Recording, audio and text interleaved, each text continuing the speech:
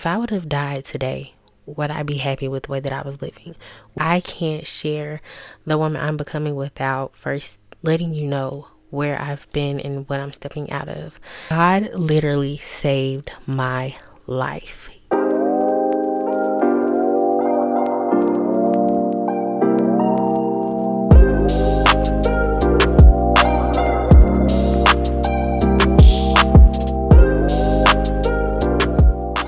Hey y'all, welcome back to the Woman I'm Becoming podcast. I am your host, Misha Keisha, and I am super excited about today's episode. Y'all, I've been sitting in this chair for at least 2 hours trying to get this done. I'm not even gonna lie. The enemy is working, okay? And he's trying to do a thing, but I'm not gonna let him, alright? So as you can tell by this title, I am deciding to, or not even I'm deciding, because I don't want to do this at this point, but the Lord has placed it on my heart that it is time for me to share my testimony. If you didn't know, my birthday was at the beginning of this month. My birthday is May 8th and I turned 23. And so on my birthday, I was just, reflecting and just realizing how God is so much bigger than the things that we've gone through and so much bigger than the problems that we faced. And that just led me to here, and it led me to share my testimony, because I can't share the woman I'm becoming without first letting you know where I've been and what I'm stepping out of. So without further ado, let's go ahead and jump right in. Growing up, I had a pretty sheltered childhood for the most part. My parents experienced things that they did not want their children to experience, so we were pretty sheltered. They took really good care of us. They protected us. And yeah, there isn't really much about my childhood that, necessary. Actually, I was about to lie. We lived in this neighborhood, right? And this neighborhood was really rough. It was a really rough neighborhood, but the community was like super close. Okay, so that's the best way I can describe it. At this particular house is where I first experienced like really heavy demonic warfare. There was this one incident, well, a couple of incidents where our home got broken into and things like that. But this one specific incident that I'm referring to now, our home got broken into, and it was on New Year's Eve. And my dad was walking into the house while the men were still there, and they shot my dad. And by the grace of God, he's still here today. He's healthy. He's loving life and living life. And I love that for him. But around that time, I started to get attacked in my dreams, like spiritually. I would have these really, really scary dreams. Like I had dreams kind of like the setting of The Purge, where people would come to our home and they would attack us and kill us. And like, it was scary, y'all. It was scary. It was really, really scary. And at the time, I did not recognize like what was going on or what was happening. But now that I'm older and I'm like maturing in my faith, and I see how God uses my dreams now, that is nothing but the enemy trying to attack the very vehicle and weapon that God is using to excel me and to, speak to others and just to guide me in life. Because now my dreams are very prophetic. I have dreams about people that are close to me or people that once were close to me. And I've had instances where I've like brought those dreams up to some of these people, and they're like, yeah, like, how did you know that? Or let's talk about this more, so God really uses my dreams to reach others. He uses my dreams to let me know what's going on in my life, what's going on in other people's lives, and how I can support them and protect them. Even just like last night, I had a dream that, and I typically have this dream, and it's just God revealing to me like the enemy is attacking your voice. I had a dream that my tongue was stuck to the roof of my mouth, and oftentimes when I have that dream, God is letting me know that there's an attack on my voice, and I have been feeling that attack on my voice while trying to record this episode.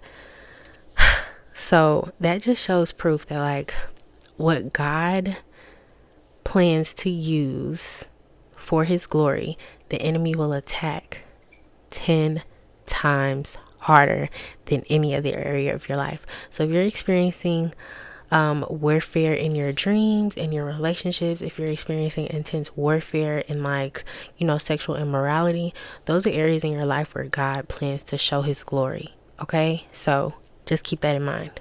So that's pretty much my first instance with spiritual warfare or like demonic presence or anything like that.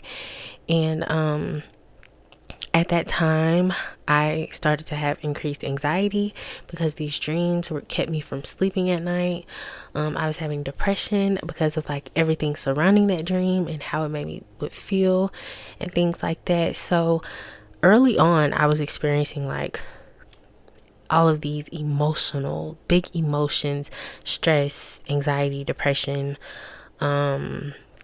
insecurities. I had really big insecurities growing up because I was always the bigger girl, and not even necessarily in like weight, but height. Like, girl, I was always the only girl on the back row of the school pictures, of the class pictures. Like, you know what I'm talking about? When you stand in the rows, I was always on the back row.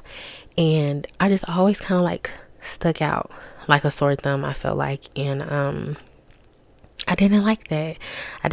So the fact that I didn't like sticking out in that way, when I got to high school, I did everything that I could to fit in because I didn't want to stick out like a sore thumb. I didn't want to be the only girl on the back row full of boys. Like, I wanted to fit in, not knowing that God called me to stand out. So when I joined this cheer team, it opened up like this really big Pandora's box. Okay, it opened up the door to what do you call it? It opened up the door to vanity. It opened up the door to lust. It opened up the door to marijuana. It opened up the door to drinking. It opened up the door to so many things that I probably would not have experienced had I not been surrounded by some of the people that I was surrounded by. Not saying that anything is wrong with these people, because I love them still to this day. No matter what has happened or anything like that, I still love these people to this day because they're a part of my story. They're a part of my growth.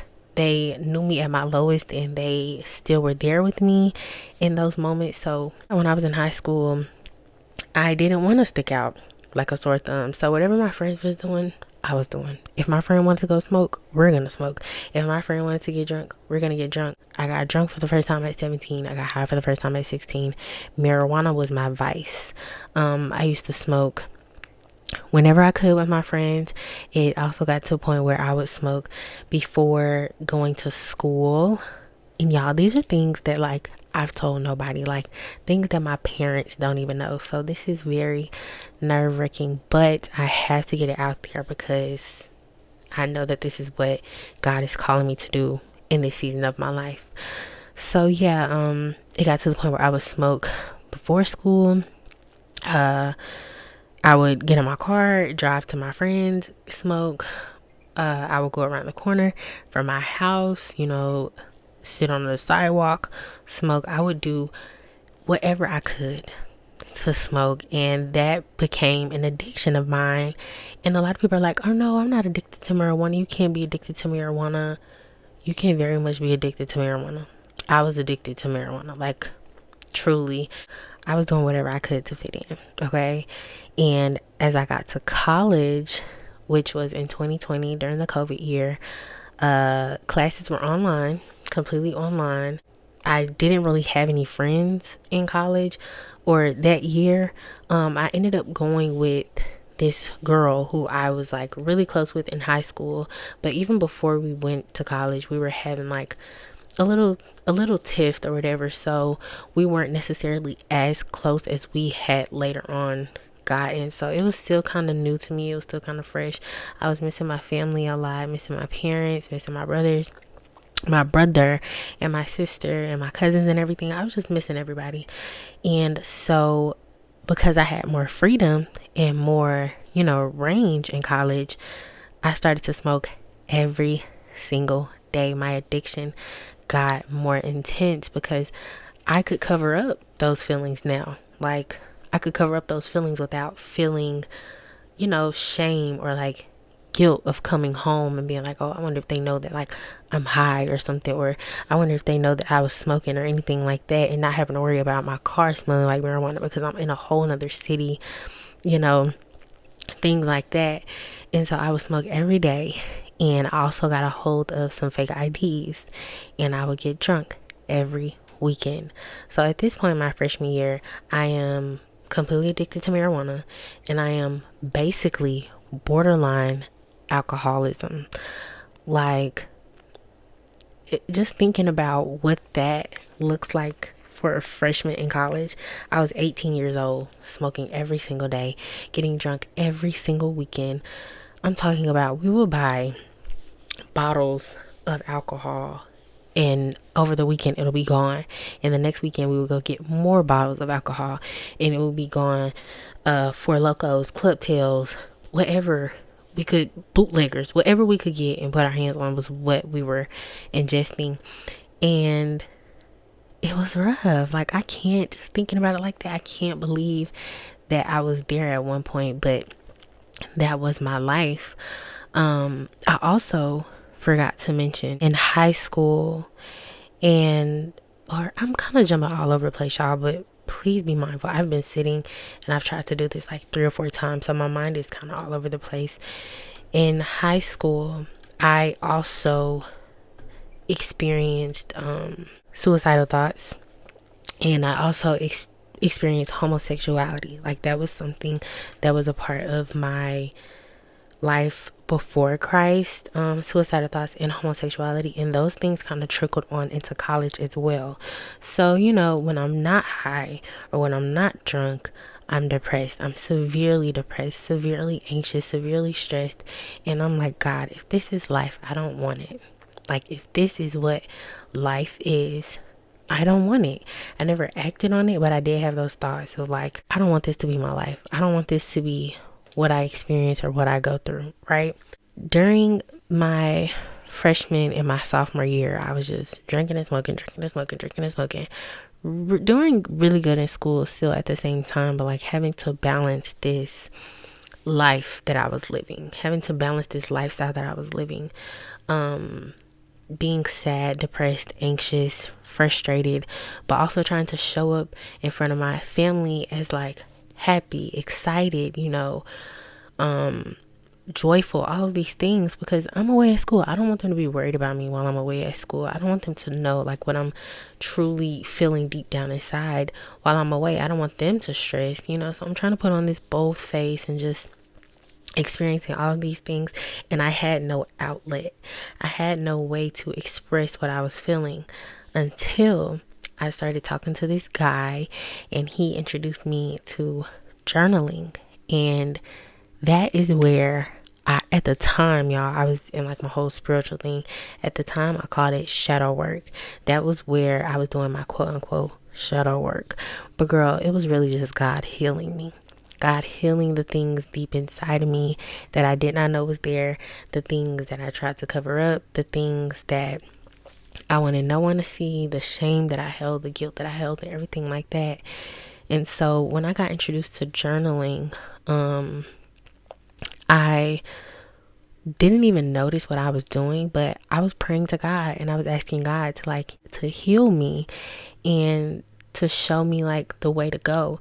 But I was writing to myself like, oh, like I need to be saved. I want to feel better, but I don't know what to do to feel better. I keep running to these things. Like, this is what I'm saying in the journal, but I'm really praying to God in this process and not even knowing it. So God was saving me without me even knowing it. At the time, while I'm still writing in my journal, this was like November of 2021, kind of sort of November of 2021 when I started to write in my journal. At this time, a shift started to happen, and I was just like, you know, I kind of want more out of life. Like, I don't just want to be smoking all the time, getting drunk every weekend, like in college. I don't want that to be my whole college experience. You know, I want more out of life. So I joined the orientation leaders on my campus, and that was the best thing I could have ever done. Like, that experience changed my life. It showed me that there is so much more to life than what I had been experiencing, because I got to meet so many different people who came from so many different backgrounds and who were wanting to do different things. And so in that is where I found my voice. In orientation leading is where I found my voice, is where I found my purpose. It's where I found like my love for life in general, my love for living. And that whole experience just shifted everything for me. And it just made me realize that life is so much more than living and paying bills and working all the time. Like, you have a purpose and you have to figure out what your purpose is. And I'm super grateful for that experience, because it revealed to me what my purpose is and how I can use the voice that I had found in that group and in that organization to encourage and uplift everyone. Like, I didn't know that, I had a good voice, or, I had leadership qualities or anything like that. I didn't know that, but that is what people saw in me, in that organization, in that field. They saw that in me. And because they saw that in me, I'm like, okay, well, it must be here. It must be here. Something must be here. And it just made me want to dig deeper into that. At that time, I'm like balancing that and wanting more for myself, but still not wanting to stick out and be the only girl on the back row. I still wanted to kind of fit in and like do things to kind of like not stick out. I was at a PWI for reference. So as a black girl, you're going to stick out anyway. But I didn't want people to look at me as like, oh, she's out of touch with the culture. I didn't want to be that black girl, So I'm like, let me still do what I do. My sophomore year was kind of the back and forth between wanting to fit in and wanting something different. So I was kind of going back and forth, dabbling in like both areas of my life. Now, junior year is when the shift truly happened. And I still was doing the back and forth, not knowing, what I really wanted to do. But junior year, I started to have issues with like my car and money problems. Money became an issue for me my junior year. So I started to do nails, and that's how I brought in my money, like majority of my money. But what I would do with that money was I would buy weed, I would buy liquor, I would buy these promiscuous clothes, and I would not glorify God with the money that He would be giving to me. So God took my business. He took my clientele. There was a point in time where it was a drought, literally. Like, nobody was coming to get their nails done. No one was coming to get their nails done. And then my car had started acting funny. It wouldn't start up. It would like shut down on me at some points. And so I was like really being dealt with for everything that I had been doing prior to, knowing God and getting my relationship with Him on track. And so there was this one incident where I got into a car accident and I could have basically died. Like I could have died. The best way I can describe it is there's a 4-lane road, and I'm going to call it a highway because I guess that's what it would be. A 4-lane highway, 2 going one direction, 2 going the other direction. Y'all know how it goes. So I'm coming up behind this car and I'm trying to slow down to get over. But as I'm slowing down, my foot slips and it hits the gas. And so I hit the car next to me and I spin all across the road. And I end up on the other side of the road facing this way. Like my whole car was like spinning across the road. By the grace of God, I kid you not, there was so much traffic on that road at the time where I was getting over. There was so much traffic, but somehow there were no cars coming that way as I was coming across that road. God, He saved my life in that moment. And that was when I asked myself, if I would have died today, would I be happy with the way that I was living? Would I be satisfied with the way that I have lived my life up until this point? Would I be proud of the things that I was doing? Would I be proud of how I was acting? Would I be proud of the way that I was living? And the answer was no. Like at that point, I was afraid of death. I was scared to die because I thought that I was going to hell. I was so scared to die at that point. So that is when my life started to change. And what that looked like for me was I stopped smoking, like altogether. I was like, oh no, I don't really want to smoke. I stopped smoking. I was still drinking. But I was trying not to. That was something that had a hold on me for so long. I was trying not to. My relationship with my roommate at the time started to get kind of rocky, but I just know that that was God like pruning me and pulling me from things and just like separating us so we can go down this journey ourselves and figure out what we want our life to look like. I stopped like wearing so much makeup. On special occasion I would do my makeup, like on my birthday I would do my makeup, but I stopped wearing so much makeup. I stopped dressing for male gaze and started to wear what I actually wanted to wear. I stopped cussing. All of this is happening like in the spring semester of junior year going into my senior year. So in that summer from junior year to senior year, from May to August of 2022, I think. No, 2023. From May to August of 2023, I experienced an isolation season, a true isolation season. I was in a dorm room by myself the entire summer working. And that is where God did his deepest work on me. Like literally, he got me together. He sat me down. He said, this is what I have for you, but I need you to lock in. I need you to get to where you need to be so that you can obtain all of the things that I have for you. So I did. Senior year, I lost a really strong friendship and relationship. I lost sense of myself in the world. I lost everything that I thought made me happy. I lost my identity. I lost what I thought I wanted to do. I thought I wanted to be a teacher. That's not even what I wanted to do. That's something that I found outside of my identity in Christ. So I lost all of those things, but I gained so much more. So much more. So God has freed me from lustful thinking. God has freed me from vanity. God has freed me from suicidal thoughts. He's freed me from homosexuality. He's freed me from alcoholism. He's freed me from addiction. God has freed me from those things. And if he has done it for me, he can do it for you too. I promise. I promise. Maybe one day I can go live on YouTube and like do something where I share the details of those incidents, because I haven't really been able to like sit down and share those things. But I did just want to give y'all a basis of like where I've been so that we can go deeper into where we're going together as a community and as women who are striving to be more like God in this season of becoming. So that's pretty much it for this episode, y'all. I'm sorry if it felt like super rushed. I was just really trying to get this out there and get this done because the enemy has been working overtime over here, okay? And he really doesn't want me to get this out.